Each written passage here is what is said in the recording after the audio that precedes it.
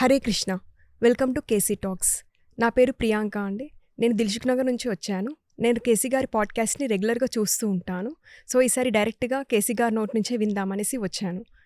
గత పాడ్కాస్ట్లో మనం చూసినట్టయితే పాండవులందరూ లాక్షాగృహం నుంచి తప్పించుకొని విదురుడు పంపించిన దూత సహాయంతో గంగానది దాటుతారు. అక్కడి నుంచి అడవి వైపు వెళ్తారు. అడవిలో హిడింబాసురుడికి భీముడికి పెద్ద యుద్ధం జరుగుతుంది. ఆ యుద్ధంలో హిడింబాసుడు మరణిస్తాడు. హిడింబాసుడు చెల్లెలైన హిడింబి భీముని చూసి మోహించి పాండవులకు శరణాగతి పొంది తనని భీముణ్ణి భార్యగా స్వీకరించమని కోరుతుంది. అక్కడి నుంచి అందరు కలిసి శాలిహోత్రుడి గ్రామానికి వెళ్తారు. అక్కడ హిడింబి భీముడికి ఘటోత్కచుడు జన్మిస్తాడు. తరువాత పాండవులందరూ కలిసి ఏకచక్ర గ్రామానికి వెళ్తారు. అక్కడ బకాసురుడని రాక్షసుడు ప్రజలందరినీ పీడిస్తున్నాడని తెలుసుకొని భీముడు బకాసురుని సంహరిస్తాడు. ఆ తర్వాత ఏం జరిగిందనేసి కేసీ గారిని అడిగి తెలుసుకుందాము.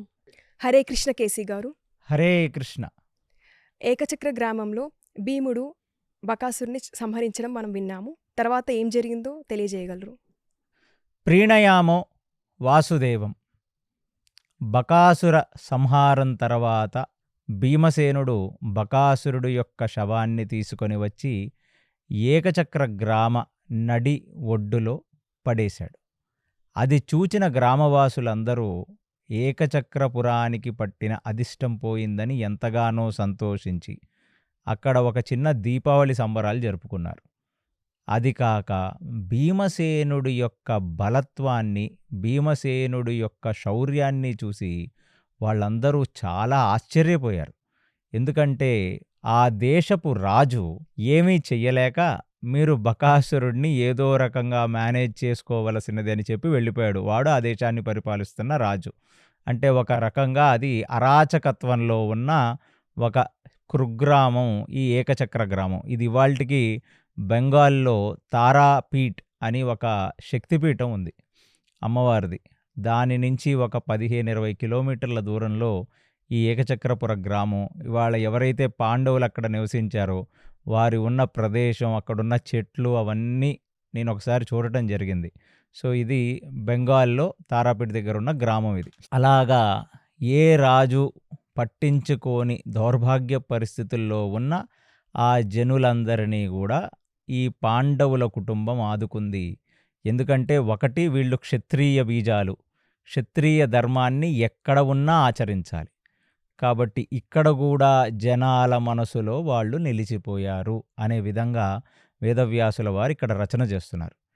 ఇది అయిన తర్వాత కొంతకాలం గడిచింది. అంటే కొన్ని నెలలు గడిచాయి. అక్కడ నెలలలో వాళ్ళు ఆలోచించిందల్లా ఏమిటంటే లాక్షాగృహం నుంచి తప్పించుకొని బయటికి వచ్చారు.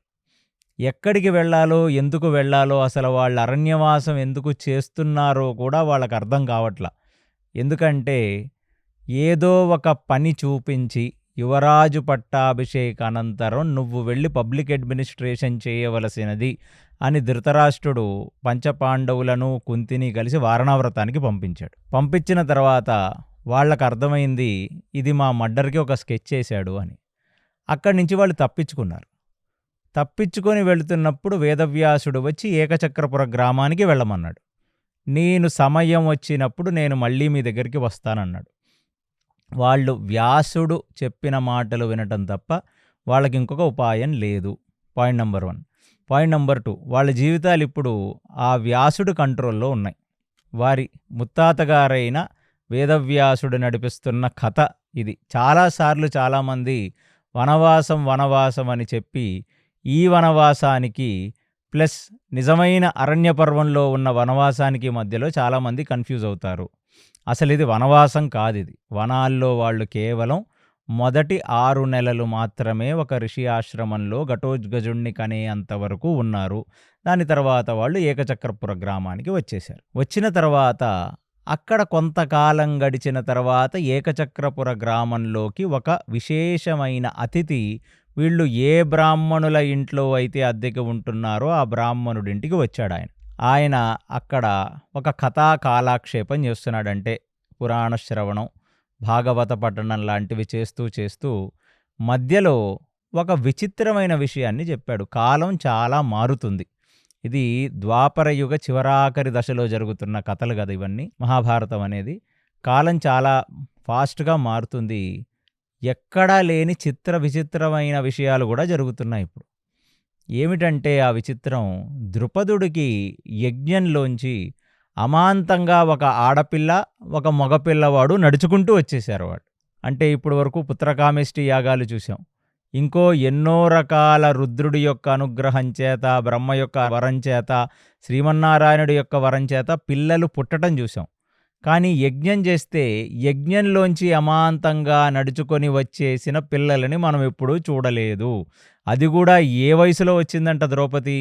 ఒక 16, 17, 18 ఏళ్ల ఒక యువతి ఆ యజ్ఞంలో ఆ యజ్ఞగుండం నుంచి పైకి లెగుస్తున్న మంటలలో నుంచి నడుచుకుంటూ బయటకు వచ్చేసింది. అలాగనే ఆ యజ్ఞం నుంచి దృష్టద్యుమ్నుడు కూడా నడుచుకుంటూ వచ్చేసాడు. ఈ వింత ఎప్పుడైనా మీరందరూ విన్నారా? ఇది ఈశ్వర కటాక్షం అని ఆయన చెప్తుండగా పాండవులందరూ నోర్లు తెరుచుకొని విన్నారు. ఏంటంటే, మేమెప్పుడూ చూడలేదు, ఏంటి ఇలాంటిది జరిగింది అని. ఇప్పుడు కొంతకాలం గడిచిన తర్వాత ఆ ప్రదేశంలో వ్యాసుడు అక్కడికి రావటం జరిగింది. అక్కడికి వచ్చి మళ్ళీ ఏదైతే వీళ్ళు ఈ బ్రాహ్మణుడు ఒక ప్రవచనంలో చెప్తుండగా విన్నారో అది వ్యాసుడు కూడా చెప్పాడు వీళ్ళకి. పాంచాల రాజ్యంలో ద్రుపదుడు ఒక యజ్ఞం చేస్తే ఆ యజ్ఞగుండం నుంచి అమాంతంగా ఒక స్త్రీ, ఒక పురుషులు నడుచుకుంటూ వచ్చారు. అలాంటి ఒక స్త్రీమూర్తికి ఆయన ఇప్పుడు స్వయంవరం ప్రకటించాడు. నలుదిక్కుల 4 వేపులు ఉన్న రాజ్యాలలోకి విషయం వెళ్ళింది. ఆమె సౌందర్యాన్ని గురించి అన్ని ఊర్లల్లోనూ, అన్ని రాజ్యాలలోనూ జనాలు చాలా మాట్లాడుకుంటున్నారు.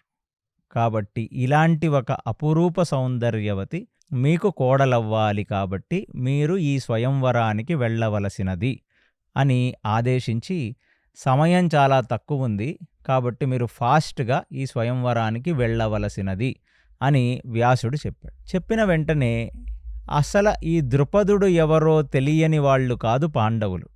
ఎందుకంటే ద్రోణాచార్యుడి వృత్తాంతంలో ఆయన కుమార విద్యా ప్రదర్శన తర్వాత గురుదక్షిణ ఏమి ఇవ్వాలి అని పాండవులు, కౌరవులు అడిగినప్పుడు ద్రుపదుణ్ణి బంధించి తీసుకురావలసినది అని ఆయన అడిగిన మరుక్షణం ఆరంభ శూరత్వంలాగా కౌరవులందరూ వెళ్ళి ఆ ద్రుపదుణ్ణి బంధించడానికి ప్రయత్నించి నిగ్రహించి చేతగాక వెనక్కి తిరిగి వచ్చేస్తున్న తరుణంలో పాండవులందరూ వెళ్ళి అందులో భీముడు అక్కడ ఉన్న జనాలందరితో, ఆ ద్రుపద రాజ్యంలో ఉన్న భటులతో, ఆ రాజు యొక్క సేనాధిపతులందరినీ నిగ్రహిస్తుండగా ఒక రథం మీద ద్రుపదుణ్ణి వేసి ఆయన్ని కట్టి తీసుకొని వచ్చి ద్రోణాచార్యుడు కాళ్ల దగ్గర పడేసిన వైనం అర్జునుడు చేశాడు.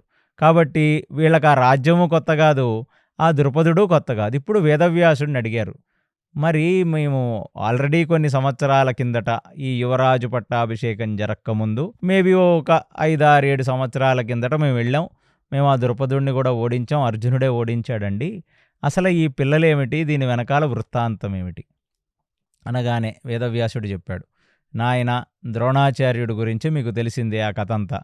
మీ గురువుగారైన ద్రోణాచార్యుడిని ఆయన అవమానించిన తర్వాత అది పాపం మనసులో పెట్టుకున్న ద్రోణాచార్యుడు, ఎప్పుడూ కూడా ఎవరి చేత ఒక మాట కూడా పడని ద్రోణాచార్యుడు తన జీవిత కాలంలో ఒక పురంలోకి అడుగు పెట్టకూడదని కేవలం మధుకరి వృత్తి, ఆ మధుకరి వృత్తి అంటే అడుక్కొని బ్రతకటం, భిక్షాటన చేసి బ్రతకటం, అందులోనూ కూడా కేవలం ఊంచ వృత్తి అంటే ఎవరిని నోటితో నాకిది కావాలి భవతీ భిక్షాందేహి అని అడగకుండా వాళ్ళు దంచుకున్న బియ్యం ఎగిరి కింద పడిన వాటిని మాత్రమే ఏరుకుంటూ బ్రతుకుతున్న ద్రోణాచార్యుడు కేవలం తన కొడుకుకి పాలుకు కరువయ్యాయి, నా కొడుకుకి నేను అసలైన పాలు కూడా నేను ఇవ్వలేకపోతున్నాను, plant based milk, vegan milk ఇవ్వాల్సిన పరిస్థితి వస్తుంది నా కొడుకు అని చెప్పి ఆయన వెళ్ళి 1000 ఆవులని అడిగితే ఆ ద్రుపదుడు అనరాని మాటలు అని అవమానించాడు. ఆ అవమాన భారం చాలా ఎక్కువైపోయి ద్రోణాచార్యుడు దాన్ని ఎప్పుడూ జీర్ణం చేసుకోలేకపోయాడు. అందుకుగాను గురుదక్షిణగా అతన్ని బంధించి తీసుకురావలసినది అని చెప్పాడు. ఎప్పుడైతే అర్జున నువ్వు అతన్ని రథానికి కట్టేసి తీసుకొని వచ్చి ద్రోణాచార్యుడి యొక్క కాళ్ల దగ్గర పడేశావు, 2 జరిగాయి ఇప్పుడు. అలాంటిది ఒక పెద్ద పాంచాల రాజ్యానికి రాజైన ద్రుపదుణ్ణి ఒక చిన్న పిల్లవాడివైన నువ్వు 15-16 ఏళ్ల ప్రాయంలో తెచ్చి అలా పడేస్తే ఆ రాజ్యంలో ఉన్నవాళ్ళేమన్నా గౌరవిస్తారా ఆ రాజుని? అక్కడున్నవాళ్ళెవరన్నా ఆ రాజుని మళ్ళీ కీర్తిస్తారా? స్తుతిస్తారా? అసలు రాజుకి ఏమన్నా గౌరవం ఉంటుందా? కాబట్టి నువ్వేదో మీ గురువుగారి రుణం తీర్చుకోవడానికి నువ్వు చేసావు. దాని తర్వాత రాజు వదిలేశాడు. రాజ్యాన్ని వదిలేశాడు. ఏదో వానప్రస్థాశ్రమంలో రాజ్యాన్ని వదిలేసినట్టు ద్రుపదుడు ఆ రాజ్యాన్ని వదిలేసి అతనుకు నమ్మిన బంటుగా ఉన్న ఒక సేనాధిపతిని ఆ రాజ్యాన్ని చూసుకోవలసినది అని రాజ్య బాధ్యతలు సేనాధిపతికి మంత్రికి ఇచ్చి ఆయన వెళ్ళి ఎన్నో ఆశ్రమాల్లో తిరిగి అక్కడ ఉన్న యాజీ ఉపయాజీ అనే 2 ఋషులను కలిసి వాళ్ళకి ఎన్నో రకాల సేవలు చేస్తూ వాళ్ళని గురువుగా భావించి వాళ్లకు శుశ్రూత చేసిన ఈ ద్రుపదుడు ఒకానొక రోజు నేను ద్రోణాచార్యుడు కలిసి ఆయన తండ్రైన భరద్వాజ ముని ఆశ్రమంలో చదువుకున్న రోజుల్లో ఎటువంటి చిత్తము పరిపక్వించని రోజుల్లో ఒక బాల్యంలో నేను ద్రోణాచార్యుణ్ణి అన్నాను. నేను నా తండ్రి తర్వాత నేనే పాంచాల రాజ్యానికి రాజునవుతాను, కాబట్టి నువ్వెప్పుడైనా కష్టంలో ఉన్నప్పుడు రావలసినది అని కొన్ని వర్షన్స్ ఆఫ్ మహాభారతంలో, నేను పెద్దయిన తర్వాత నా రాజ్యంలో సగభాగం నీకిస్తాను ద్రోణాచార్య అని ఎమోషనల్గా సెంటిమెంట్గా ఏదో చిన్నప్పుడు మాట్లాడుకునే మాటలుగా ఒక ఫ్రెండ్కి చెప్పాను. దానికి ఒకరోజు ద్రోణాచార్యుడు వచ్చాడు. నేను చేసింది తప్పే, కానీ దాన్ని మనసులో పెట్టుకున్న ద్రోణాచార్యుడు సరే ఏదో ఒక రాజు ఇలాంటి తప్పు చేశాడులే అని కనీసం శపించాల్సింది లేదా నన్ను దూషించాల్సింది, లేకపోతే తనే నా మీదకు యుద్ధానికి రావలసినది. ఎందుకంటే ద్రోణాచార్యుడికి ఆ రోజుల్లో భూమి మీద ఎక్కడా లేనంత అస్త్రశస్త్ర శక్తి ఉంది. పరశురాముడి దగ్గర దానంగా పుచ్చుకున్నవాడు. కానీ ఆయన ఒక బ్రాహ్మణుడయ్యుండి క్షమించాల్సింది, పోన్లే బుద్ధి లేదు వీడికి రాజుకి, రాజు మద అహంకారములతో కొట్టుకుంటున్నాడని చెప్పి ఏదో ఒక శాపమో లేదో వరే రాజా వచ్చి నాతో యుద్ధం చేసి నన్ను ఓడించమని నన్ను ఓడించి ఉండుంటే ఒక రకంగా ఉండేది. కానీ వెళ్ళి చిన్నపిల్లలకి ఆయన నేర్పించి అలాంటి చిన్నపిల్లల చేతిలో నన్ను ఓడిస్తే ఇక నా పరువు ఏం గాను నా రాజ్యంలో. కాబట్టి నాకు ద్రోణాచార్యుడిని నేను ఎలాగో సంహరించలేను, నేను చంపలేను ద్రోణాచార్యుడిని, ఎందుకంటే అతని దగ్గర అంత అస్త్రశస్త్ర శక్తి ఉంది. కాబట్టి నాకు ద్రోణాచార్యుణ్ణి చంపే ఒక కొడుకు కావాలి. అది పాయింట్ నెంబర్ 1. 2, ఎవడైతే నా జుట్టు పట్టుకొని నన్ను రథానికి కట్టేసి తీసుకొని వచ్చి ద్రోణాచార్యుడు కాళ్ళ దగ్గర పడేశాడో అలాంటి వాడిని నాకు కొడుగ్గా కావాలి. అంటే ఎలా అవుతాడు వాడు కొడుకు? ఆల్రెడీ కుంతికి పాండురాజుకి కొడుకు అయిపోయిన అర్జునుడు ఇతనికి కొడుకు ఎలా అవుతాడంటే అల్లుడు కూడా ఒక రకంగా కొడుకే. సో మనకు కొడుకులలో అల్లుడు కూడా వస్తాడు. అందుకనే ఏ అత్తమామలకైతే వాళ్లకు పిల్లలు ఉండరో, మగపిల్లలు ఉండరో, ఆ అల్లుడే వాళ్ళకి తలకొరివి పెడతాడు, వాళ్ళకి పిండ ప్రదానాలు చేస్తాడనేది కూడా శాస్త్రం. అలాంటిది అంత అరివీర భయంకరుడైన అర్జునుడు మా ఇంటివాడవ్వాలి, నాకు అల్లుడు కావాలి. కాబట్టి అలాంటి ఒక అపురూప సౌందర్యవతి అంతటి అర్జునుడినే కంట్రోల్లో పెట్టుకోగల కూతురు ఒకటి కావాలి అని ఆయన ఆ యాజీ ఉపయాజిని అడగటం జరిగింది. ఆ యాజీ ఉపయాజికి కూడా ఆ ద్రుపదుడి యొక్క బాధ కరెక్టే అనిపించింది. ఏమిటంటే ఏదో రాజు రజోగుణంలో ఆ రోజు పరిస్థితి ఏమిటో, మూడ్ స్వింగ్స్ ఎలాగున్నాయో రాజువి, పోనీ తన బాల్య స్నేహితుడు వచ్చి మాట్లాడినప్పుడు తూలనాడు ఉండకూడదు, చిన్న మాటకి ద్రోణాచార్యుడు ఇంత పెద్ద శిక్ష విధించాడు, చిన్నపిల్లలతో రాజుని తుక్కు కింద కొట్టి ఓడించాడు. అవమానభారం క్షత్రియుడికి చాలా పెద్దది. ఎందుకంటే ఆ రాజునే గౌరవించకపోతే, ఆ రాజే ఒక రకంగా కూలిపోతే ఇంకా అక్కడున్న ప్రజల కళ్ళల్లో ఆయన పడిపోతాడు. కాబట్టి ఇతను అడుగుతున్నది సబబే అని అనుకున్నారు ఆ యాజీ ఉపయాజీ. ఇద్దరు కలిసి ఈయనకి కొన్ని రహస్య మంత్రాలను, కొన్ని అనుష్ఠాన ప్రక్రియలన్నీ ఇచ్చారు. ఆ శివుడికి ఘోర తపస్సు చెయ్యటం వల్ల ఒక యజ్ఞం చెయ్యమని యాజీ ఉపయాజీ చెప్తే ఆ యజ్ఞం చేస్తుండగా యజ్ఞంలోంచి అమాంతంగా ఒక స్త్రీమూర్తి అయిన పాంచాలి, యాజ్ఞశీలి, ద్రౌపది నడుచుకుంటూ వచ్చేసింది.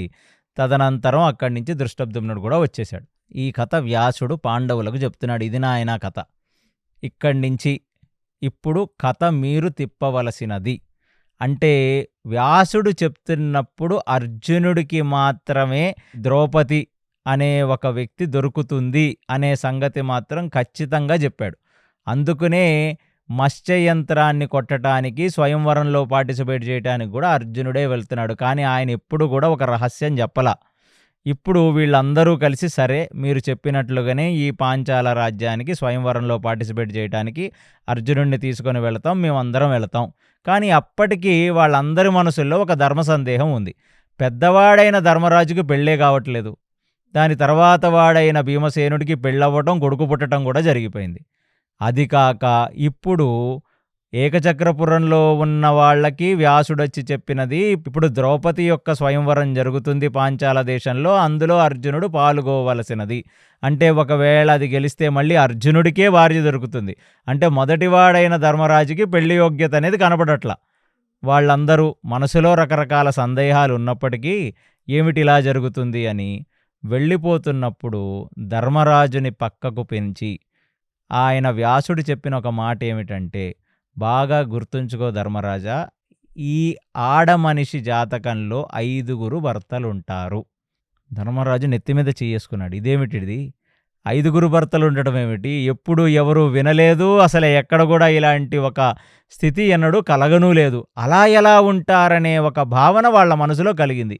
కానీ వ్యాసుడి మార్గదర్శకత్వంలో అడుగులు వేస్తూ నడిచే పరిస్థితి పాండవులది.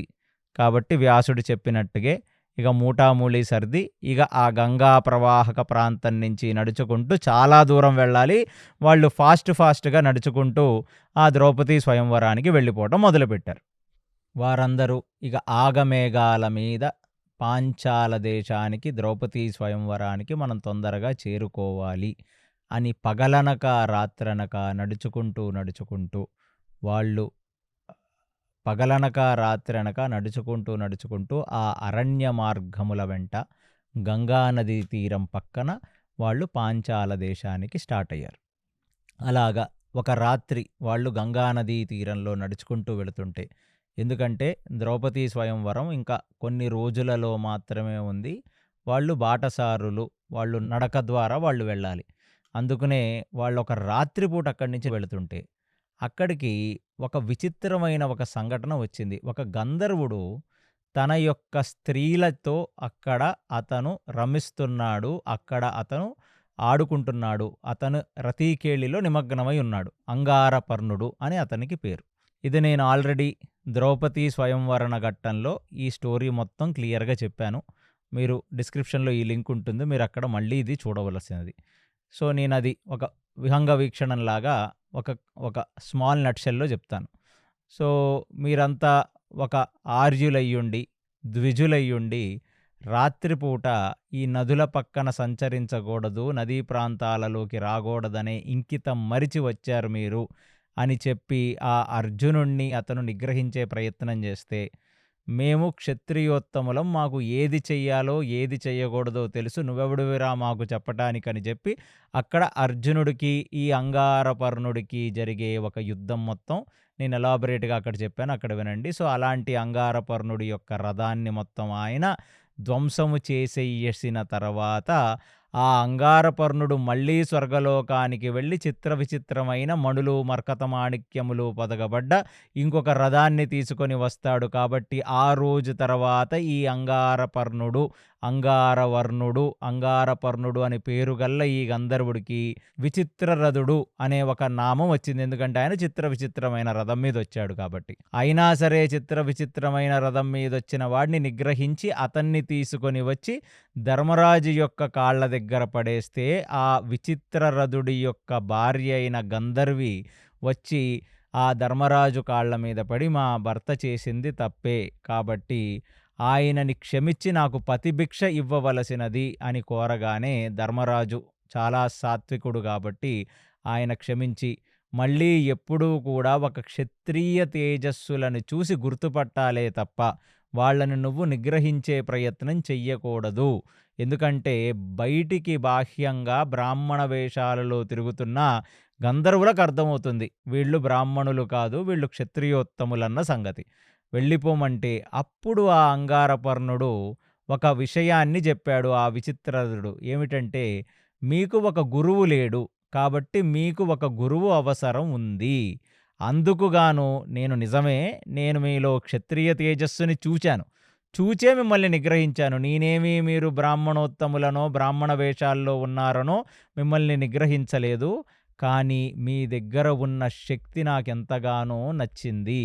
కాబట్టి నేను ఆ అర్జునుడి దగ్గర నుంచి నా రథాన్నే ఆయన కాల్చేసిన ఆ ఆగ్నేయాస్త్రాన్ని నేను అర్జునుడి దగ్గర నుంచి నేర్చుకుంటున్నాను అని చెప్పి ఆ అర్జునుడిని ప్రార్థిస్తే అర్జునుడు ఏ అస్త్రంతో అయితే ఆ విచిత్ర రథుడి యొక్క రథాన్ని ధ్వంసం చేశాడో ఆ అస్త్రాన్ని ఆయనకి బోధించాడు. ప్రతిఫలంగా ఆయన నేను నీ దగ్గర నుంచి ఆగ్నేయాస్త్రాన్ని తీసుకున్నాను కాబట్టి నేను నీకు చాక్షుషీ విద్యని ఇస్తాను అన్నాడు. చాక్షుషీ విద్య అంటే ఏమిటంటే ఇక్కడ నుంచి మన మిత్రులు ఏం చేస్తున్నారో చూడగలం. ఇక్కడ నుంచి మనం అమెరికాలో ఉన్న మన కజిన్స్ ఏం మాట్లాడుకుంటున్నారో ఇక్కడి నుంచి వినగలం. అలాంటి ఒక చాక్షుషీ విద్యను నేనిస్తానన్న అర్జునుడు తీసుకోలేదు. ఎందుకంటే, నేను ఎవరి దగ్గర పడితే వాళ్ళ దగ్గర ఏది పడితే అది తీసుకోను. అది క్షత్రియ ధర్మం కాదు. అవసరమైతే నేను దానంగా ఏదైనా తీసుకుంటాను గానీ, ఇలా అవసరం లేని దానిని నేను తీసుకోను అని అర్జునుడు చెప్పిన వైనం గూడా అంగారపర్ణుడికి నచ్చింది. ఎందుకంటే, అంగారపర్ణుడు అహంభావనతో వీళ్ళని నిగ్రహించినట్టుగా అర్జునుడు భావించాడు. కాబట్టి నువ్వు అడిగావు కాబట్టి నేను ఈ విద్యను నీకు ఇస్తున్నాను తప్ప నీ దగ్గర నుంచి నాకేం అక్కర్లేదు. అది పాయింట్ నంబర్ 1. రెండేమిటి తాత్వికంగా ఇది గర్వమా? అర్జునుడి యొక్క గర్వమా అంటే కాదు. అర్జునుడు ఇంద్రుడు. ఈయన అంగారపర్ణుడు లేకపోతే విచిత్రరథుడు అనేవాడు కేవలం గంధర్వుడు. అంటే తారతమ్యంగా చూసుకుంటే కూడా ఇంద్రుడి కింద పనిచేసే ఒక వ్యక్తి. సో పైన ఉన్నవాడు ఇవ్వాలే తప్ప కిందవాడి దగ్గర ఎందుకు తీసుకుంటాడు? కానీ అర్జునుడి దగ్గర ఉన్న ధర్మం ఏంటంటే ఒకవేళ ఈ చాక్షుషీ విద్యని ఆ రోజు అర్జునుడు తీసుకొని ఉంటే అసలు ఈ దుష్ట చతుష్టయం కలిసి లాక్షాగృహంలో పెట్టి కాల్చేద్దామనుకునే ఇక ముందు జరుగుతున్న ఏ దృశ్యాన్నైనా అర్జునుడు అక్కడ కళ్ళు మూసుకుంటే ఇక్కడ చూడగలడు. అలాంటిది అర్జునుడు తీసుకోలేదు. అప్పుడు ఏదో ఒకటి తిరిగి మరి ఇవ్వాలి కదా అని అప్పుడు నిజాన్ని చెప్పాడు ఈ అంగారపర్ణుడు. ఏమిటంటే, నాయనలారా మీకు ఒక విషయాన్ని బోధించడానికే నేను ఇక్కడికి వచ్చాను. ఓకే, నేనేదో అహంభావనతో మిమ్మల్ని నిగ్రహించినట్టు మీకుంది. మీకు ఒక గురువు లేడు. మీరు ఒంటరి వాళ్ళై తిరుగుతున్నాడు. మార్గదర్శకం చేయటానికి మీకు ఒక గురువుగారు ఉండాలి. మీకు ఒక రాజగురువు ఉండాలి. సమస్త సంస్కారములు వేదము తెలిసిన ఒకడు మీ పక్కనే ఉంటే మీకు అన్ని విషయాలు చెప్తాడు. కాబట్టి నా మాట విని మీరు ఇక్కడి నుంచి ఉత్తర దిక్కుకు వెళితే అక్కడ ఒక పెద్ద ఆశ్రమం కనబడుతుంది. అక్కడ దౌమ్యుడుంటాడు. దౌమ్యుడిని మీ గురువుగా స్వీకరించవలసినది.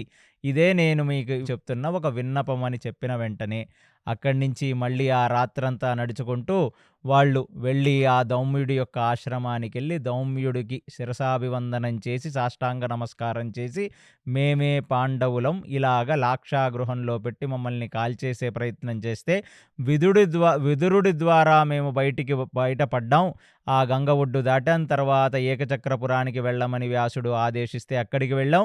ఇప్పుడు ఏకచక్రపురంలో బకాసుర సంహారానంతరం ఆ వ్యాసుడు చెప్పినట్లుగా పాంచాల స్వయంవరానికి మేము వెళుతున్నాం. మధ్యలో అంగారపర్ణుడు విచిత్రరథుడు అనే ఒక గంధర్వుడితో యుద్ధం జరిగి అర్జునుడు ఆయన్ని నిగ్రహించిన తర్వాత మీకు గురువు కావాలి, దౌమ్యుడే మీకు గురువు అని చెప్పటం వల్ల మేము మీ దగ్గరికి వచ్చాం. కావున మమ్మల్ని మీ శిష్యులుగా స్వీకరించవలసినది అని ఆ దౌమ్యుడికి నమస్కరించిన 5 పాండవులలో ఉన్న దేవతా తేజస్సుని చూసిన ఆ దౌమ్యుడు వాళ్ళకి రాజగురువుగా ఉండి వాళ్లకు మార్గనిర్దేశకత్వం చెయ్యటానికి అంగీకరించాడు. అది పాయింట్ నంబర్ 1. పాయింట్ నంబర్ 2, వాళ్ళు ఎక్కడికి వెళుతున్నారు? స్వయంవరానికి వెళుతున్నారు. స్వయంవరానికి వెళ్ళినప్పుడు వాళ్ళతో పాటు ఒక గురువుని, ఒక బ్రాహ్మణుణ్ణి, కొందరు ముత్తైదువుల్ని తీసుకువెళ్ళటం అనేది ఒక ఆనవాయితీ. కాబట్టి ఒక బ్రాహ్మణుడి యొక్క అవసరం అక్కడ ఉంది పాణిగ్రహణ సంస్కారం చేయటానికి. ఎందుకంటే వీళ్ళు క్షత్రియులు. క్షత్రియుల పక్కనే ఎప్పుడూ ఒక వేదము చదువుతూ ఉపనిషత్ రహస్యములు చెప్తూ ఒక బ్రాహ్మణుడు, ఒక విప్రుడు ఉండాలి. అందుకుగాను దౌమ్యుణ్ణి కూడా సమకూర్చుకున్నారు. ఇక వాళ్ళు ఒక రాత్రిపూట పాంచాల నగరం లోపలికి వచ్చారు. ఇక పాంచాల నగరం లోపలికి వచ్చిన వెంటనే పాంచాల దేశమంతా అంగరంగ వైభవంగా అక్కడ డెకరేషన్ అయ్యి ఉంది. ఎందుకంటే ఎందరో రాజులు వచ్చారు, అందరూ రాజులకు కూడా అక్కడ బస చేశారు. మరుసటి రోజు పొద్దున అక్కడ ఒక పెద్ద స్వయంవరం.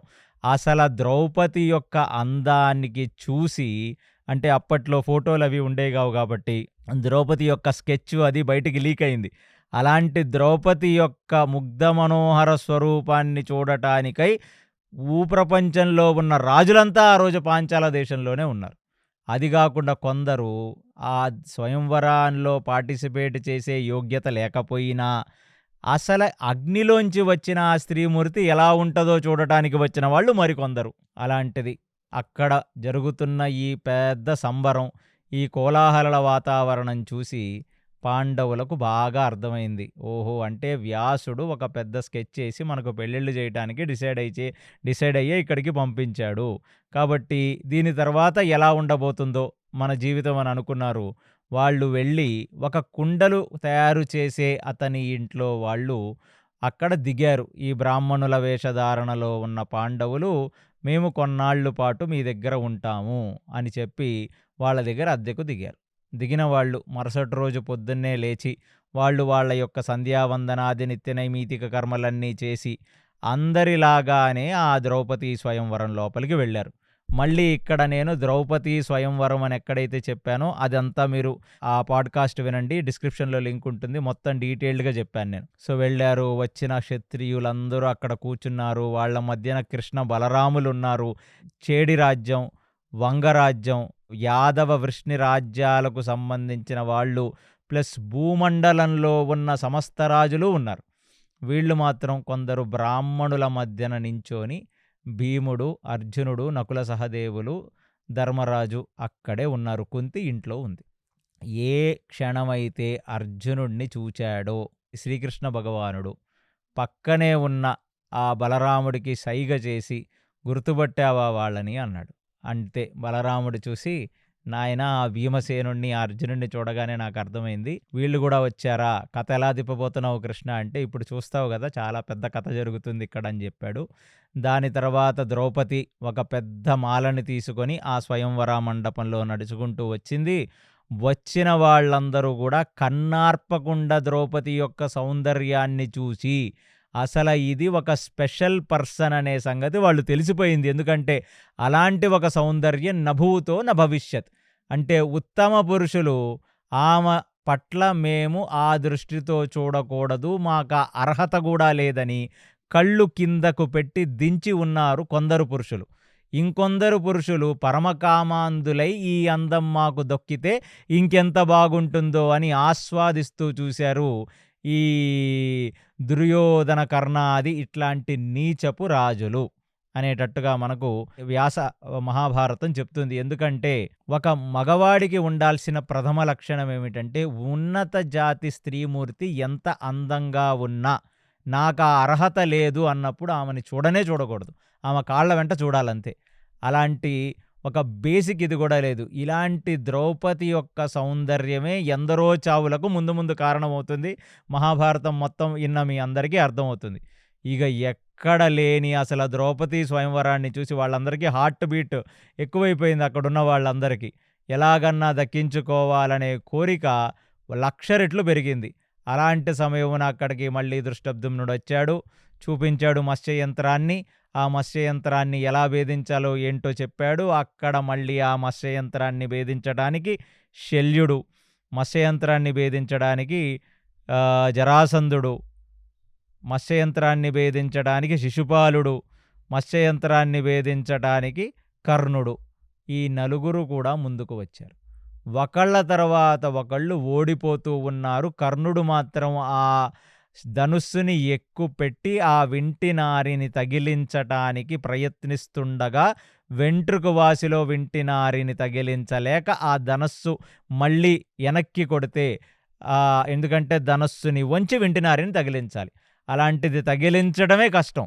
మళ్ళీ తగిలించిన తర్వాత ఆ వింటినారిని లేపి ఆ ప్రతిబింబంలో చూస్తూ మత్స్యాన్ని కొట్టాలి. అసలు ఆ కొక్యానికి ఈ వింటినారిని తగిలించలేక అందరూ జరాసంధుడు, శల్యుడు, శిశుపాలుడు లాంటి వాళ్ళే కిందకు పడిపోతే కర్ణుడు మాత్రం చాలా కష్టపడి ఒక వెంట్రుకు వాసిలో పోయింది.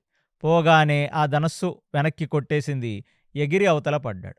ఇక కర్ణుడు ఎప్పుడైతే అలా పడ్డాడో ఇక దుర్యోధనుడు చాలా బాధపడ్డాడు. ఎందుకంటే దుర్యోధనుడికి దక్కించుకోవాలి అందమని ఎక్కడ లేని కోరిక ఉంది. ఎందుకంటే ఈమెని చూడగానే దుర్యోధనుడు ఒక పెద్ద కామి, వాడికి కనపడ్డ అందమంతా వాడికే కావాలి.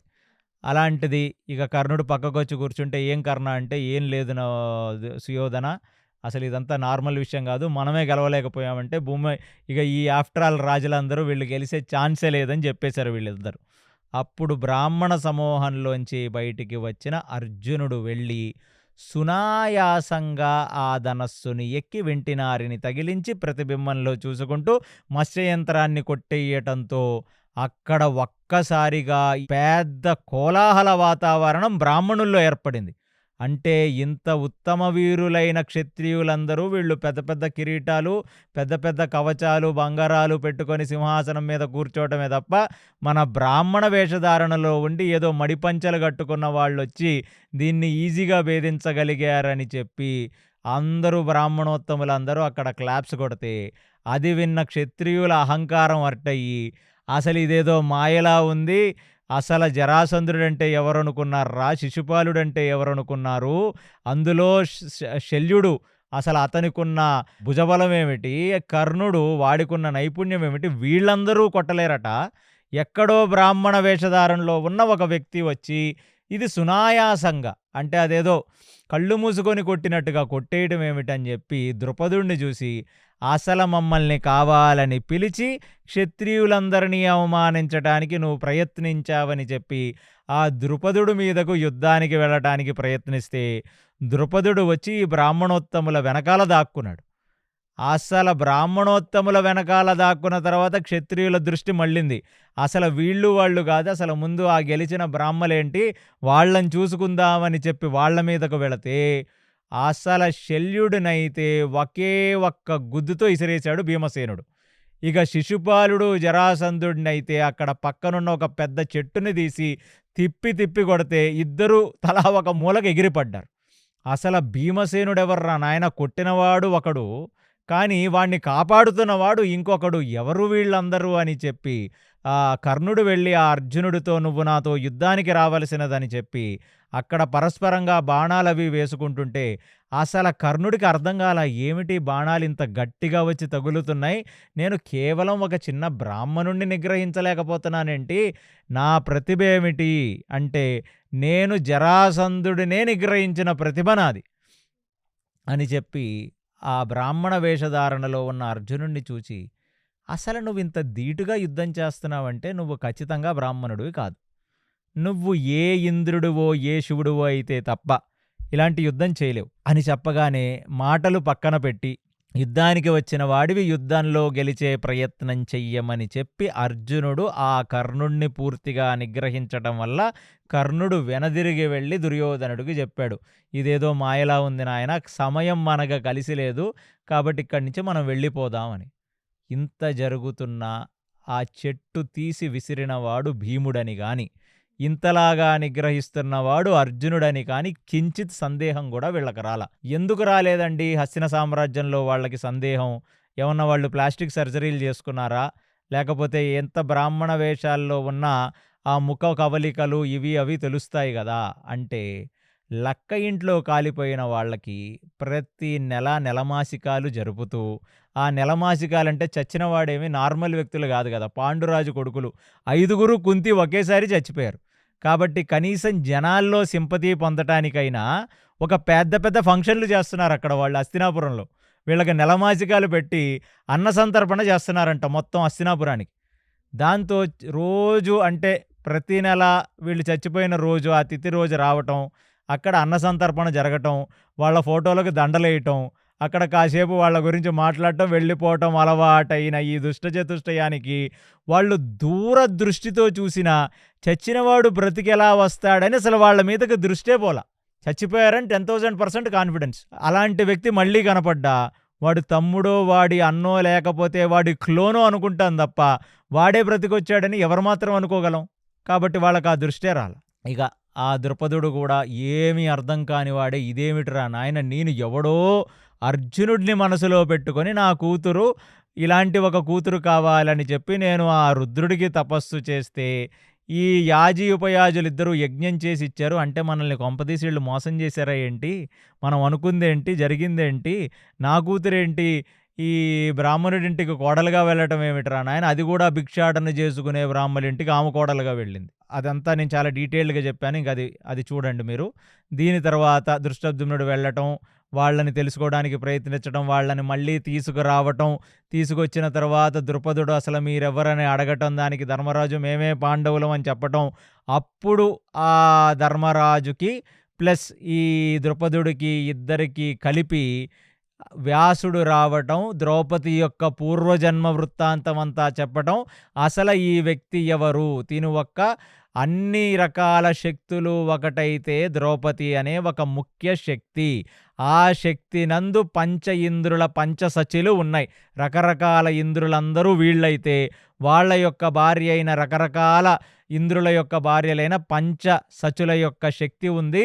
అసలు ఇదంతా ఒక అద్భుతం నాయన, అందుకనే ఈమెని నువ్వు ఈ 5గురికి ఇవ్వవలసినది, ఇది ధర్మ సందేహమేమీ లేదు అని చెప్పి వేదవ్యాసుడు చెప్పిన తర్వాత అప్పుడు ద్రౌపదికి అఫీషియల్లీ ధర్మరాజుతో, భీమసేనుడితో, అర్జునుడితో, నకుల సహదేవులనే ఈ 5గురితో పెళ్లి చేసిందే కాకుండా వాళ్ళని అక్కడే పెట్టుకొని ఇల్లరికం అల్లుళ్లాగా వాళ్ళని చూసుకుంటున్న రోజులవి.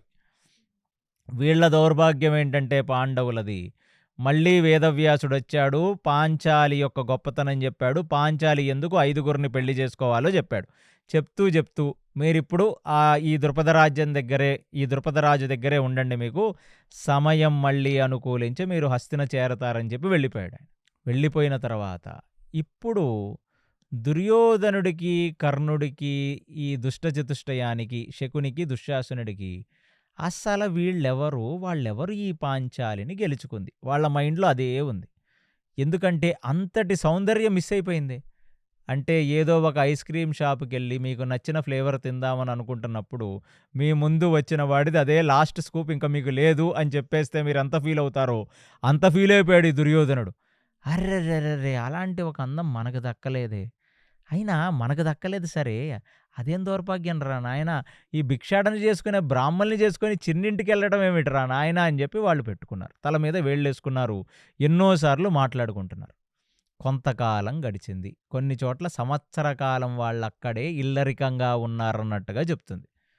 ఒకానొక రోజు విదురుడు యొక్క స్పైస్, ఈ విదురుడికి చాలామంది, విదురుడెవరు అంటే ఆయన ఈ దేశపు ప్రధానమంత్రి దగ్గర చాలామంది గూఢచారులు ఉంటారు. ఆ గూఢచారులందరూ వచ్చి విదురుడికి చెప్పారు ఏమనంటే, పాండవులు ఎక్కడున్నారో తెలుసా అంటే, ఎక్కడున్నారంటే ఆ పాంచాలిని గెలుచుకున్న వాళ్ళు పాండవులే అనగానే విదురుడు ఎంతగానో ఆనందించి ఒక్కసారిగా అమ్మ, మనం గంగ ఒడ్డు దాటించినంత వరకు మనం పని చేసాం, పాండవుల్ని ఎలాగో ఎవరూ చంపలేరు.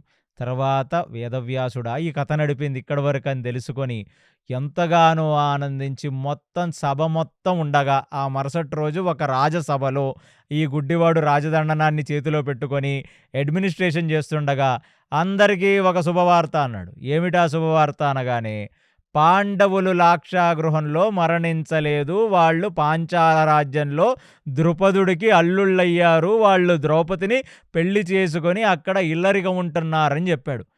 చెప్పగానే ఒక్కసారిగా భీష్ముడు లేచి చప్పట్లు కొట్టాడు. ద్రోణాచార్యుడైతే ఇక ఆయనకి అర్జునుడిని చూస్తే కొడుకు కంటే ఎక్కువ, ఆయన ఫుల్లుగా ఆనందపడిపోయి ఒక్కసారి ఆనంద బాష్పాలు గార్చేశాడంట ద్రోణాచార్యుడు.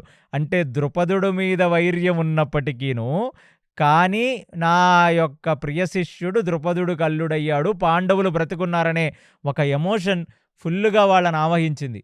ఇక దగ్గరున్న జనాలందరూ చప్పట్లు కొట్టి కేరింతలు కొడుతూ జయ జయ అని అరుస్తూ ఉండగా ఒక్క నిమిషం షాకికి గురైన ఈ ధృతరాష్ట్రుడు కూడా తన యొక్క ముఖ కవళికల్ని షాక్ నుంచి నార్మల్గా చేసి అతను కూడా తన గుండెల మీద చేసుకొని వా వా వా పాండవులు బ్రతికారు అని యాక్టింగ్ చేసి, అమ్మ అసలు ఎలా జరిగిందిరా నాయన, లోపల ఒక మనిషి బయటికి మాత్రం ఆహాహాహాహా! ఎంత ఆనందం రా నాయన! ఎంత ఆనందం! నా కొడుకులు బ్రతికి అంటే నా కొడుకులు అని అంటున్నాడు ఆ సభలో. నా కొడుకులు బ్రతికున్నదే కాకుండా ఒక ఇంటి వాళ్ళు గూడా అయ్యారా? అలాంటి ఒక గొప్ప యాజ్ఞశీలిని పెళ్లి చేసుకున్నారా? అబ్బబ్బబ్బబ్బబ్బా! ఇలా ఎంత మంచి మధురమైన వార్త చెప్పావు విదురా అని చెప్పి, సభ అంతా అయిపోయిన తర్వాత ఆ విదురుడిని తన అంతఃపురానికి పిలుచుకొని, విదురా ఎలా జరిగింది ఇదంతా అంటే, ఏమో ఆ లాక్షాగృహం నుంచి తప్పించుకున్నారో ఏమో, బయటికి వెళ్లారు. వెళ్ళడమే గాకుండా నేను నా స్పైస్ ద్వారా విన్నదేమిటంటే, వాళ్ళకిప్పుడు రాజగురువున్నాడు. ఆయన పేరు ధౌమ్యుడు. ఆయననే బహుశా వీళ్ళని తీసుకెళ్ళి ఉంటాడు. ప్లస్ నేను చాలామంది చెప్పుకుంటుంటే విన్నాను. హిడింబని చంపాడంట, బకాసురుడిని చంపాడంట. ఆ భీమసేనుడు మామూలు యుద్ధాలు చేయలేదు. ఈ 1.5 సంవత్సరాల్లో మన కురు సామ్రాజ్య పరువుని నిలబెడుతున్నాడు. ధృతరాష్ట్ర, నువ్వు పంపించింది పబ్లిక్ అడ్మినిస్ట్రేషన్స్ గురించే కదా! ఈ రేపొద్దున మీరే రాజులవుతారు. ప్రజల్ని ఎలా పాలించారనే ఒక ట్రైనింగ్‌కే కదా పంపించావు. ట్రైనింగ్ ఏముంది, భీమసేనుడైతే రాక్షసుల మీద రాక్షసుల్ని చంపేసి ప్రజల గుండెల్లో కూడా విశ్వాసాన్ని సంపాదించాడు. అబ్బబ్బబ్బబ్బా! విదురా! ఎంత తీపి కబుర్లు చెప్పావయ్యా! ఇవన్నీ విని ఎంతగానో ఆనందపడుతున్నాను. ఇక నేనెళ్ళి నా అంతఃపురంలో పడుకుంటాను అన్నాడు. అలాగే వెళ్ళవలసినది అన్నాడు విదురుడు. ఎప్పుడైతే విదురుడు పక్కన్నించి వెళ్ళిపోయాడో, ఆయన తన అంతఃపురానికి పడుకోవటానికి వెళుతున్నాడో, ఈ గ్యాప్‌లో దుర్యోధనుడొచ్చి పట్టుకున్నాడు. పట్టుకొని, నాన్నా నీతో పొద్దున్నుంచి మాట్లాడాలని ఎక్కడో పొద్దున రాజసభలో చెప్పారు ఈ సంగతి. అప్పటినుంచి మాకు నిమిషం నిమిషం గంటలా నడుస్తుంది. అస్సలా ఏం చెప్పాలి నాన్న, 24 గంటలు ఆ విదురుడి పక్కన కూర్చొని టైంపాస్ చేస్తావు. అసలు ఈ ప్రధానమంత్రికి పని పాట లేదా? నీ అపాయింట్మెంట్ తీసుకోవాల్సొస్తుంది మాకన్నాడు. అనగానే, ఏమి పర్వాలేదు నాయనా, ఏం చేస్తా అని చెప్పు. రాజు తర్వాత రాజులాంటి వాడు. నాకు కళ్ళు లేవు కదా నాయనా, నీ విదురుడు కళ్ళతో చూస్తుంటా నీ ప్రపంచాన్ని నేను. అందుకే పక్కన పెట్టుకుంటావంటే, అసలు చేసిందంతా విదురుడే అని మాకు డౌట్ నాన్న. అసలు ఏమనుకుంటున్నావు నువ్వు? నువ్వు ముందు పక్కకు బా, నీకు చాలా పెద్ద విషయాలు చెప్పాలని మళ్ళీ తీసుకెళ్ళి ఒక ప్రైవేట్ రూమ్‌లో కూర్చోబెట్టి దుష్ట చతుష్టయం జరిగింది ఆయన ముందు. దుష్ట చతుష్టయం అంటే దుర్యోధనుడు, దుశ్శాసనుడు, కర్ణుడు, శకుని చేరి, నాన్న అసలు ఏంటి నాన్న జరిగింది? మనం అనుకున్నదేమిటి? ఇక్కడ జరిగిందేమిటి? వాళ్ళని తీసుకెళ్ళి చంపేద్దామని కదా మనం అనుకున్నాం. అసలు వాళ్ళు ఎట్ట తప్పించుకున్నారు? ఏం జరిగింది? నాకంతా విదురుడి మీదే డౌట్ ఉంది అన్నాడు. ఇక డౌట్ ఉండి మాత్రం ప్రయోజనం ఏమిట్రా? జరగాల్సింది ఎలాగో జరిగిపోయింది. జరగవలసినది ఆలోచించమంటే, ఇప్పుడు దుర్యోధనుడు చెప్పాడు, అమ్మ అమ్మ అమ్మ అమ్మ అమ్మ, అసల ద్రౌపదిని ఒక బ్రాహ్మణ వేషధారణలో ఉన్నవాడు గెలిచినప్పుడే నాకు డౌట్ వచ్చింది, వీడెవడో నార్మల్ వ్యక్తి కాదని. అందులోనూ కర్ణుడు వాణ్ణి ఓడించలేకపోతే కర్ణుడు కూడా అడిగాడు, నువ్వెవరివో నాకు ఇంద్రుడిలాగానో, సూర్యుడిలాగానో, లేకపోతే రుద్రుడిలాగానో కనబడుతున్నావు, నువ్వు మానవ మాత్రుడిలాగా నాకు కనబడట్లేదని అన్నాడు. ప్రతిసారి నెలమాసికాలు ఎట్టుకోవటం, ఆ ఫోటోల ముందు మనం ఏడవటం, వీళ్లకు పిండాలు పెట్టడం, వచ్చిన వాళ్ళకి భోజనం పెట్టడం, దీంట్లోనే మనం ఆనందిస్తూ అసలు మనం గుడ్డివాళ్ళం అయిపోయాం నాన్న. నువ్వంటే గుడ్డివాడివి పూర్తిగా, నేను కూడా అసలు మానసిక గుడ్డివాడిని అయిపోయాను. నా కళ్ళ ముందున్న వాళ్ళే అంటే ఏదో ఒక ప్లాన్ వేసేవాడిని నేను. ఇప్పుడు మించిపోయిందేం లేదు, వాళ్ళు ద్రుపద రాజ్యంలో ఉన్నారు. కాబట్టి ఒక పని చేద్దాం, నా దగ్గర కొన్ని ప్లాన్స్ ఉన్నాయి.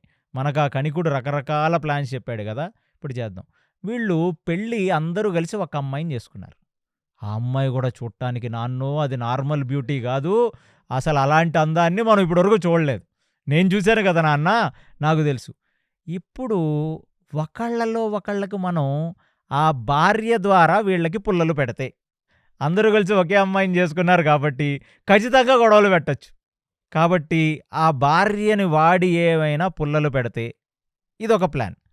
ఇక రెండో ప్లాన్ ఏం చేద్దామంటే, అసలు నాన్న మాద్రి, కుంతి ఇద్దరు వేరు కదా. మరి చూడబోతే మాద్రి కొడుకులైన ఈ నకుల సహదేవులు, వాళ్లకు ఎంతైనా భీముడికున్నంత ఎలివేషను, అర్జునుడికున్నంత ఎలివేషను, ధర్మరాజుకున్నంత ఎలివేషన్ వీళ్ళకి లేదు కదా. వీళ్ళిద్దరు తండ్రి ఒకటే, తల్లులు వేరు. కాబట్టి నకుల సహదేవుల్ని మన వైపుకు తిప్పుకొని వీళ్ళ మధ్యనే వీళ్లకు గొడవలు పెడితే ఇదొక పెద్ద ప్లాన్. ఇక మూడో ప్లాన్ నాన్న, నేను నిజంగా చెప్తున్నాను, ఆ రోజు కర్ణుడు నాకేం చెప్పాడంటే, టైం బాలేక మనం ఈ స్వయంవరం గెలవలేకపోయాం అన్నాడు. కానీ ప్రతిసారి అలా కాదు నాన్నోయ్, కర్ణుడు తలుచుకుంటే జరాసంధుడినే ఓడించాడు నాన్న. అలాంటిది అర్జునుడిని కర్ణుడు చూసుకుంటాడు, భీమసేనుణ్ణి నేను చూసుకుంటాను. నేను చూచుకోవటమే కాకుండా మనం ఏదో ఒక ప్లాను మళ్ళీ ఏసి, ఈ అర్జునుడిని, భీముడిని చంపే గాని ప్రయత్నం మనం చేశామంటే, ధర్మరాజు ఒంటరోడైపోతాడు. అప్పుడు ఇక ధర్మరాజుతో మనకు పెద్ద ప్రాబ్లమ్ ఉండదు. ఇక నకుల సహదేవుల గురించి తెలిసిందే కదా నాన్న. చిన్న పిల్లలు, బచ్చాలు వాళ్ళు అని ఈ మూడో ప్లాన్ చెప్పాడు. ఇప్పుడొక నాలుగో ప్లాన్ ఏంటంటే, ద్రుపద రాజ్యంలో ఉన్న వాళ్ళని ఎవరినన్నా మనం మంచి చేసుకొని, వీళ్ళు ఏదో ఒక భోజనం తింటున్నప్పుడు ఆ భోజనంలో ఏదన్నా కలిపేస్తే, ఇదో నాలుగో ప్లాన్. ఇలాంటి ఇంకొన్ని చెప్పాడండి వ్యాసభారతంలో. పనికి మాలిన ప్లాన్‌లేసాడు వాడు. వేస్తే పక్కనే అంటే కర్ణుడు చేసిన ది బెస్ట్ పనేమిటి వాడి ఎంటైర్ జీవితంలో అంటే, ఫస్ట్ టైమ్ కర్ణుడు అక్కడ మాట్లాడుతూ, "దుర్యోధన నీకేమన్నా బుద్ధుందా? నువ్వు వాళ్ళని ద్రుపద రాజ్యంలో చంపటం అనేది నువ్వు కలలో కూడా చేయలేవు. ఎందుకంటే ఆ రోజు దృష్టద్యుమ్నుడిని చూసావు వాడెలా ఉన్నాడో. అంటే నువ్వు ఆడదాని సౌందర్యం చూసావు. ద్రౌపది ఎంత అందంగా ఉందో చూసావు. ఆ! నేను దృష్టద్యుమ్నుడి యొక్క ప్రతిభ చూసా. వాడేమిట్రా నాయనా అలాగున్నాడు, వాడే ఒక పెద్ద బలశాలిలా ఉన్నాడు. కాబట్టి వాడు ఉండగా పాండవుల దగ్గరికి వెళ్ళి స్కెచ్ చేసి వాళ్ళని చంపటం అనేది అది చెయ్యలేని పని. సో, దాని గురించి మర్చిపో నువ్వు. పాండవులను ద్రుపద రాజ్యంలో చంపాలని అనుకోవటం అనేది అది కల. అది జరగదు. రెండో సంగతి, ఇక నువ్వు ఏం మాట్లాడుతున్నావు? మాద్రిపుత్రులు అంటున్నావు, కుంతి అంటున్నావు, వాళ్ళల్లో మధ్యన వాళ్ళంటున్నావు. అసలు ఇది కుదురుద్దా ఇది? వాళ్ళు 5 వేళ్లులా బ్రతుకుతున్నారు. ఇద్దరు తల్లులకు పుట్టినట్టే చూడట్లేదు అన్నాడు ధర్మరాజు వాళ్ళని. కాబట్టి అదొక వేస్ట్ పంచాయతీ. అసలు దాని గురించే నువ్వు ఆలోచించకు. ఇంకోటేమన్నావు, ద్రౌపదిని పెళ్లి చేసుకున్నారు కాబట్టి ద్రౌపదిని వాడి వీళ్ళని విడగొడదాం అన్నావు. ఇవేమన్నా మోడర్న్ ఆడవాళ్ళు అనుకున్నావు ఏంటి? పెళ్లి చేసుకొని రాగానే కుటుంబం నుంచి విడగొట్టడానికి. ఆమె యజ్ఞం నుంచి పుట్టింది నాయన, మన పతివ్రత. అసలు ఆమెని ఆ రోజు నడుచుకుంటూ వస్తుంటే చూస్తుంటే ఆమె సౌందర్యం నీకు కనపడిందేమో కానీ నాకు మాత్రం అన్ని రకాల శక్తి అవతారాలు ఆమె నందు కనపడ్డాయి. అంటే ఆమె ఎవరో దేవతా తేజస్సుతో ఉంది, ఆమె నార్మల్ వ్యక్తి కాదు. కాబట్టి ఆమెని వాడుకొని పాండవులను చిన్నాభిన్నం చేస్తాం, పాండవుల మధ్యన సపరేషన్ తీసుకొస్తాం అనేది అది నీ కల. ఈ మూడు చేయలేవు. మరి ఏం చేయగలనరా నాయనా? ఎందుకంటే ఇదంతా గుడ్డివాడైన ధృతరాష్ట్రుడు తల మీద చెయ్యేసుకొని వింటున్నాడు వీళ్ళ కథ. మరి అసలు ఏం పీకారురా మీరు? చిన్నప్పటి నుంచి ప్లాన్లు వేసారు తప్ప ఒక్క ప్లాన్లో అన్నా సక్సెస్ అయ్యారురా మీరు. నన్ను వాడుకోవటం తప్ప మీరు చేసింది ఏమీ లేదని మనసులో అనుకుంటున్నాడు. కానీ కొడుకుతో అన్నాడు అనుకోండి, కొడుకేమంటాడు, గుడ్డోడా నువ్వు మూసుకొని కూర్చో, చెయ్యాల్సింది మేము చేస్తామంటాడు. అందుకనే మనసులో ఆనందపడుతున్నాడంట ధృతరాష్ట్రుడు. పోన్లే ఈ కర్ణుడే గడ్డి పెట్టాడు నా కొడుక్కి, ఏమీ చేయలేమంటే కర్ణుడు ఒక విచిత్రమైన ప్రతిపాదన తీసుకొచ్చాడు. ఇదంతా కాదండి, వార్ డిక్లేర్ చేద్దాం, మనం ద్రుపద కింగ్డమ్ మీదకి వెళ్ళిపోదాం, ద్రుపదుణ్ణి, దృష్టద్యుమ్నుడిని అందరిని వేసేద్దాం, క్లీన్ వార్. అప్పుడు మళ్ళీ ధృతరాష్ట్రుడు నెత్తి మీద చేయబెట్టుకున్నాడు. ఏమిటంటే, నా కొడుకైనా చిన్నపిల్లల ప్లాన్లు వేస్తున్నాడు. నువ్వు ఫస్ట్ ఆఫ్ ఆల్ కృష్ణ బలరాములు అక్కడ చేరారు, యాదవ వృష్ణి రాజ్యాల వాళ్ళు ఉన్నారు, చేడి రాజ్యం వాళ్ళ సపోర్ట్ ఉంది, పాంచాల రాజ్యం సపోర్ట్ ఉంది, ప్లస్ వాళ్ళ దగ్గర పాండవులు చేరారు. ఇంతమంది ఒక దగ్గర ఉన్నప్పుడు మనం ఒక్కళ్ళమే వెళ్ళి ఏమన్నా చేయగలమా? అసలు ఇది కుదిరే పనేనా అని చెప్పి ఏమీ అనలేక కర్ణుడు చెప్పిన ప్లాన్ ఏంటంటే, ఇప్పుడు ధృతరాష్ట్రుడికి కూడా మనసులో ఏదో రకంగా పాండవుల్ని నాశనం అయితే చెయ్యాలి. ఎలా చెయ్యాలో తెలియదు. కాబట్టి నాకు కొంచెం సమయం ఇవ్వు, నేను ఆలోచించుకుంటానన్నాడు. అప్పుడు దుష్టచతుష్ట ఏం చెప్పింది, ఆలోచించుకోవడానికి సమయం లేదు, వాళ్ళు బ్రతికి అక్కడున్నారు, ఆ పాంచాల రాజుతో క్లోజ్ అయ్యారు, ఆ దృష్టద్యుమ్నుడితో క్లోజ్ అయ్యారు. మనం తక్షణమే చేయాలంటే రేపొద్దున రాజసభ జరిగినప్పుడు మనం ఓపెన్గా మన వాళ్లతో మాట్లాడదాం. ఎందుకంటే ఇది ఒంటరిగా తీసుకునే నిర్ణయం కాదు. ఎందుకంటే కురు పెద్దలు ఉన్నారు, ద్రోణాచార్యుడు, కృపాచార్యుడు, భీష్మాచార్యులు, ప్లస్ ఆ విదురుడు ప్రైమ్ మినిస్టర్గా ఉన్నాడు. యుద్ధం అంటే నువ్వు నేను కలిసి యుద్ధానికి వెళ్తామా రాత్రి బందిపోటు దొంగల్లాగా? యుద్ధం అనేది రాజ్యం నుంచి చెయ్యాలి అనగానే, సరే కర్ణుడు ప్లాన్ ఒకటే ఏదో కొంచెం ఆమోదనీయంగా ఉంది. కానీ ధృతరాష్ట్రుడికి ఒక డౌటు, యుద్ధానికి వెళ్తాం ఏమని చెప్పి యుద్ధానికి వెళ్తాం? వాళ్ళేం క్షత్రియులు కాదు కదా, బ్రతికి వచ్చిన వాళ్ళ కొడుకులు. అయినా కర్ణుడినేమీ కాదనలేక, ఎందుకంటే కొడుకుని కాదంటే కొడుకు బాధపడతాడు. ఇక కర్ణుడు కడుకుని కంట్రోల్ చేస్తున్నాడు ఎంతో కొంత. మరుసటి రోజు పొద్దున సభలో అందరి ముందు, వాళ్ళు చచ్చిపోయారని అనుకున్నాం, నా కొడుకు కూడా ఖచ్చితంగా రాజ్యాన్ని బాగానే ఏళ్తున్నాడు, ప్రజలలో నా కొడుకు కూడా మంచిగానే ఒక పేరు సంపాదించుకున్నాడు. ప్లస్ వాళ్ళెందుకని అలాంటి పని చెయ్యాలి? వాళ్ళు ద్రౌపదిని జయించటానికి వచ్చిన వాళ్ళు, ఎందుకు వాళ్ళు వేషధారణలో ఉండి నా కొడుకుతో గాని, కర్ణుడితో గాని ఉన్న రాజులతో యుద్ధం చెయ్యాలి? పోనీ వచ్చిన బయట దేశపు రాజులతో యుద్ధం చేశారంటే అనుకోవచ్చు. మన రక్త సంబంధంగా ఉండి మన వాళ్ళ మీదనే యుద్ధం ఎందుకు చేశారు? అంటే వాళ్ళు మనల్ని నమ్మట్లేదా? అంటే ఈ పెద్దనాన్న మీద వాళ్ళకి నమ్మకం పోయిందా? నేనేం తక్కువ చేశాను వాళ్ళకి? తండ్రి చనిపోయిన తర్వాత తండ్రిలా చూసుకున్నాను. అందులోనూ తీసుకొనొచ్చి ధర్మరాజుకి యువరాజు పట్టాభిషేకం చేసి కూర్చోబెట్టాను. అసలు లక్క ఇంటి నుంచి తప్పించుకోవాల్సిన దౌర్భాగ్య పరిస్థితి వాళ్ళకేమిటి? తప్పించుకున్నారనుకో, సీదా మన కొంపకెందుకు రాలేదు వాళ్ళు? హస్సినగా రావచ్చు కదా వాళ్ళు. ఎక్కడో బయటెందుకు తిరుగుతున్నారు? దీన్ని బట్టి నిన్న రాత్రి నాకు ఈ దుర్యోధనుడు, కర్ణుడు, శకుని, దుశ్శాసనుడు చెప్పిన తర్వాత నాకు కూడా నిజమనిపించింది. మన మీద నమ్మకం లేని వాళ్ళు మనకెందుకు? కాబట్టి నా కొడుకులు కూడా బాగా హర్ట్ అయ్యారు. కాబట్టి ఖచ్చితంగా వాళ్ళు యుద్ధానికి వెళదామని అంటున్నారు అని ఇతను మనసులో ఉన్నది ఇతను చెప్పడు. నాకు వెళ్ళాలనుందని. నా కొడుకులు బాగా హర్ట్ అయ్యారు, వాళ్ళు యుద్ధానికి వెళదామని అనుకుంటున్నారు అని చెప్పాడు. చెప్పిన చోట పులి స్టాపు పెట్టిన మరుక్షణం భీష్ముడు లేచాడు. లేచి, నీకు బుద్ధుందట్రా బుద్ధి, ఎవరని వాళ్ళ మీద యుద్ధానికి వెళ్తావురా నువ్వు? వాళ్ళు నీ తమ్ముడు కొడుకులు. సరే, ఎందుకు వాళ్ళలా చేశారనే సంగతి వాళ్ళని పిలిపించి మాట్లాడదాం, అది పద్ధతి. అంతేగాని వాళ్ళు బ్రాహ్మణ వేషధారణలో ఉండి బయట రాజులతో కొట్టుకున్నారు కానీ మన దుర్యోధనుణ్ణి, మన కర్ణుడితో కూడా యుద్ధం చేశారంటే ఎందుకు చేశారని నీ మనసులో డౌట్ వస్తే పిలిపించి మాట్లాడు. అంతేగాని రివర్స్లో యుద్ధానికి వెళ్ళటం ఏంటి? యుద్ధానికి బుద్ధుందా నీకు అసలు ఆ మాట మాట్లాడటానికి? ఎంతసేపు నీ కొడుకులు చెప్పిందే తప్ప నువ్వు ఆలోచించవా? నీకు బుద్ధి లేదా అని చెప్పి భీష్ముడు అన్నాడు. భీష్ముడు ఎప్పుడైతే ఈ లాజిక్కు మాట్లాడాడో అంతే, అక్కడ కర్ణుడు లేచాడు. ఇప్పుడు కర్ణుడు లేచి, రాజా, నేను పూర్వం ఒక కథ విన్నా. ఇప్పుడంటే నేను అంగరాజ్యానికి పెద్ద రాజుననుకో, మగధ రాజ్యంలో అంటనా మీలాంటి వాడే అమాయకుడు ఒక రాజు ఉండేవాడంట మగధ రాజ్యంలో. వాడి దగ్గర ఒక పనికి మారిన తుంటరి ప్రైమ్ మినిస్టర్ ఉండేవాడంట. వాడు రాజుగారికి అన్ని మాటలు ఇక్కడివి అక్కడివి చెప్పి ఫైనల్లీ రాజుని మోసం చేసి రాజసింహాసనం మీద మంత్రే కూర్చున్నాడంట. అంటే అప్పుడు మగధ సామ్రాజ్యంలో అలాంటిది ఒకటి జరిగింది, ఇప్పుడు మళ్ళీ అలాంటిది ఏదన్నా జరుగుతుందేమో అని నాకు డౌట్గా ఉంది అన్నాడంట కర్ణుడు. అర్థమైందా మీకు? అంటే ఏంటి, నాకు సరిగ్గా అర్థమయ్యేటట్టు చెప్పు అన్నాడు ధృతరాష్ట్రుడు. అంటే ఈ ముసలి వాళ్ళు ఉన్నారు కదా, వీళ్ళకు వయసు ఎక్కువైపోయి సరిగ్గా బ్రెయిన్లు పనిచేయట్లేదు. అందులోనూ ఎప్పుడు మనం ఏదన్నా ఒక మంచి సలహా ఇచ్చినా ఆ మంచి సలహాని ఖండిస్తుంటాడు ఈ భీష్మాచార్యుడు. ఈ మగధ సామ్రాజ్యంలో రాజుని మోసం చేసి రాజు సింహాసనం మీద కూర్చున్న మంత్రిలాగా ఈ భీష్ముడు ప్రవర్తిస్తున్నాడని చెప్పి భీష్ముడు అన్నాడు. అమ్మా, అసలు ఇది అనరాని మాట భీష్ముడిని అనటం అనేది. ఎందుకంటే అసలు భీష్ముడు తలుచుకుంటే ధృతరాష్ట్రుడు ఆ సింహాసనం మీదే కూర్చోకూడదు.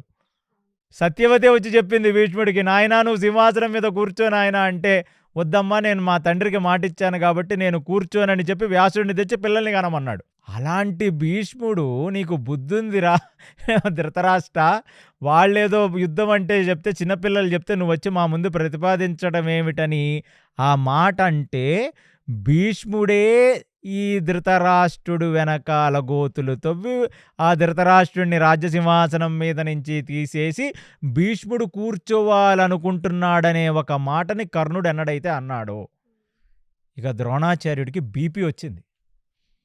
ద్రోణాచార్యుడు లేచాడు. లేచి కర్ణుడిని, నువ్వు ఇటు రారా, నువ్వు ఇక్కడ రా అన్నాడు. అని, నీ వయసు ఎంతరా నీది? మా ఎక్స్పీరియన్స్ అంత వయసు లేదు నీకు. కుటుంబాలని రాజ్యాలని నడిపే నువ్వేమన్నా పెద్ద హార్డ్ వర్క్ చేస్తే ఇచ్చారా నీకు అంగరాజ్యం? నువ్వేదో అర్జునుడి మీద మాత్సర్యం చూపించావని ఈ పిచ్చి విధమైన దుర్యోధనుడు తీసుకొని వచ్చి నేను అంగరాజ్యాన్ని చేస్తే ఈ గుడ్డోడు దాన్ని ఆమోదించాడు. అసలు ఇవ్వాల్సింది గుడ్డివాడైన ధృతరాష్ట్రుడు. కొడుకు, నువ్వెవడివిరా, ఎవరి రాజ్యం రా, ఎవరికి ఇచ్చావు, నువ్వు డిసైడ్ చేసుకుంటే సరిపోద్దిరా, అంగరాజ్యానికి రాజ్యం చేసేమని నేను చెప్పాలని చెప్పి సంతకం పెట్టిచ్చాడు. అలాంటిది నువ్వు ఈ రాజ్యాన్ని తేరగా దబ్బినవాడివి కాక భీష్మ పితామహని నువ్వంత మాట అంటావా? అసలు నీకు పుట్టగతులుంటాయిరా ఇలాంటి మాటలు మాట్లాడితే? ఆయన తలుచుకుంటే ధృతరాష్ట్రుడిని ఇవాళ దింపేసి ఆయన కూర్చోగలడు. అది గాంగేయుడు, అది భీష్మాచార్యులు. అంటే కన్ను మిన్ను లాంటివి ఏమన్నా ఉన్నాయా? అసలు నీ బ్రతుకు సరిపోద్దా భీష్ముడిని ఈ మాట అంటానికి అని ద్రోణాచార్యుడు మాట్లాడాడు. మాట్లాడగానే అసలు కర్ణుడికి ఫ్యూజులు ఎగిరిపోయాయి. తర్వాత దుర్యోధనుడు ఏం మాట్లాడాలో అర్థం కాలేదు. ఎందుకంటే ఇది ఫస్ట్ ఎక్స్పీరియన్స్ అనమాట. ఫస్ట్ టైం వీళ్ళందరూ కుటుంబ కలహాల్లో ఫస్ట్ ఎక్స్పీరియన్స్ వీళ్ళకిది. ఒకళ్ళొకళ్ళు చూసుకున్నారు దుర్యోధనుడు, కర్ణుడు. దాని తర్వాత ఇక దుశ్శాసనుడు, శకుని, అమ్మో పెద్దోళ్ళ ముందు వీడు అనరాని మాట అన్నాడని చెప్పి వాళ్ళు కూడా నోర్లు నొక్కేసుకొని వెనకున్నారు. వెనకుండగానే అక్కడ ధృతరాష్ట్రుడు లేచి ద్రోణాచార్యుల వారిని పిల్లలు బాధపడ్డారు. ఎందుకంటే వాళ్ళు వాళ్ళ ఐడెంటిటీని దాచిపెట్టి యుద్ధం చెయ్యాల్సినంత కర్మ ఏమిటి అని ఏదో ఒక బాధతో, ఏదో ఒక లోపల నుంచి వచ్చిన ఒక కొంచెం అహంకారంతో అన్నాడు తప్ప కర్ణుడు ఇంకొక రకంగా కాదు. నా ముఖం చూసి కర్ణుణ్ణి క్షమించవలసినది, మిమ్మల్ని అనరాని మాట అన్నాడు భీష్మాచార్య అని చెప్పి ధృతరాష్ట్రుడు చేజొడ్చి నమస్కరించాడు. అంటే ఇది ఇక్కడితో వదిలేకపోతే చిలికి పెద్దదవుద్దని. ఇక కర్ణుడు కూడా అమ్మో మనం ఎంతైనా కర్ణుడు బయటవాడు, వాడికి అసలు అర్హతే లేదు. దుర్యోధనుడికి స్నేహితుడనే అర్హత తప్ప ఆ అంగరాజ్యం అనేది హస్తిన యొక్క సామంతరాజు. సామంతరాజులు పిలిస్తే రావాలి, వెళ్ళమంటే వెళ్ళిపోవాలి. ఈ మీటింగ్కి ఎలాగొస్తున్నాడు? కురు పెద్దల పక్కన ఎలా కూర్చుంటున్నాడు? కృపాచార్యుల పక్కన, ద్రోణాచార్యుల పక్కన, భీష్మాచార్యుల పక్కన అంటే దుర్యోధనుడిస్తున్న పర్మిషన్ వల్ల కూర్చుంటున్నాడు అనగానే. కానీ ఎంతైనా ఒకటి మీరు కూడా అర్థం చేసుకోవాలి, మనం వాళ్ళకు అన్ని రకాలుగా మంచి చేశాం.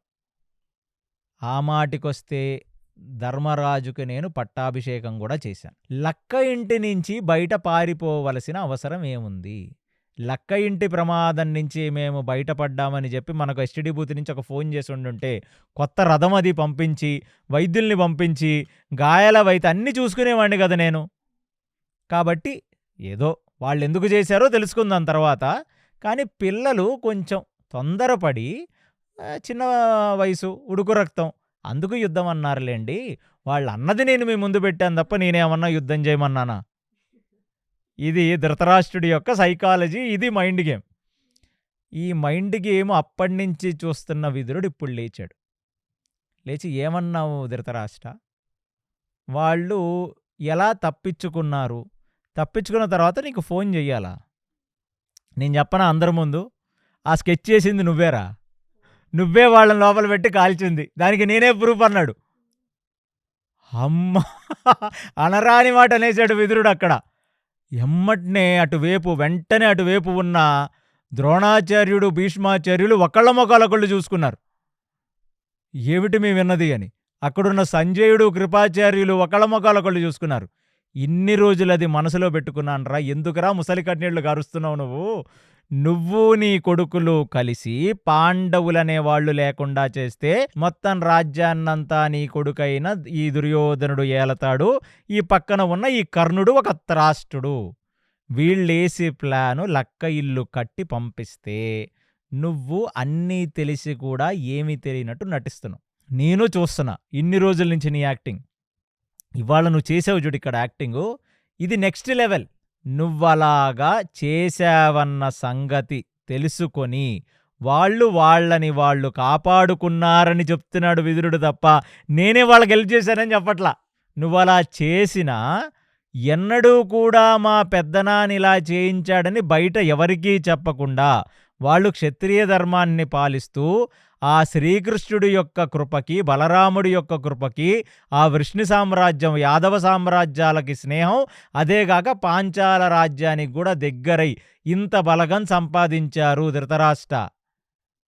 వాళ్ళు కానీ ఇప్పుడు ద్రుపదుడికి కానీ, శ్రీకృష్ణ పరమాత్మకు కానీ, చేడి రాజ్యం వాళ్లకు కానీ యాదవ రాజ్యాల వాళ్లకు కానీ పాండురాజు సంపాదించిన రాజ్యం ఇది.